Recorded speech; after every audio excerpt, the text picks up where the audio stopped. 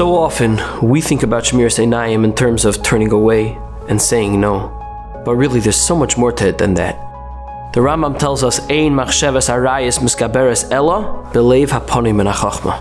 Bad thoughts only invade a heart that's empty of good thoughts. They thrive in a vacuum.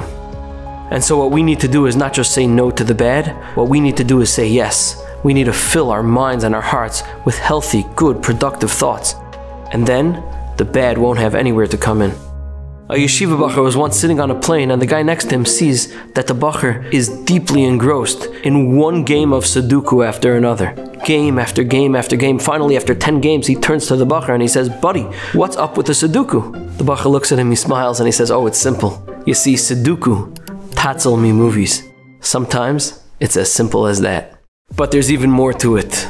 The Torah tells us, "K'masei eretz Mitzrayim asher yishavtem bo lo yisasu, v'ch'masei eretz Canaan lo yisasu." Don't emulate the Goyish culture around you. Don't get sucked in. And then the Torah concludes and says, "Ushmartem es chukoisai v'es mishpatai asher yasa oisam ha'adam v'chai bahem." Instead, do my mitzvahs that a person does and lives in them. And the question is, what does the Torah mean to add with these two words of v'chai bahem, to live in them? And how does that prevent us from being lured by the cultures around us? And the Mefarshim explained that the message here is that it's not realistic to think we're just going to be able to say no to the joys of the world. Instead, what we need to do is say yes to a higher joy. V'chai bahem. We can't just do Yiddishkeit. We have to live Yiddishkeit. We have to breathe Yiddishkeit. We have to enjoy Yiddishkeit. And then and only then will we be able to say no to the fake joys the world has to offer. Reb Yankel Galinsky was once waiting for a bus in Tachana Merkazit, and a beggar starts playing violin.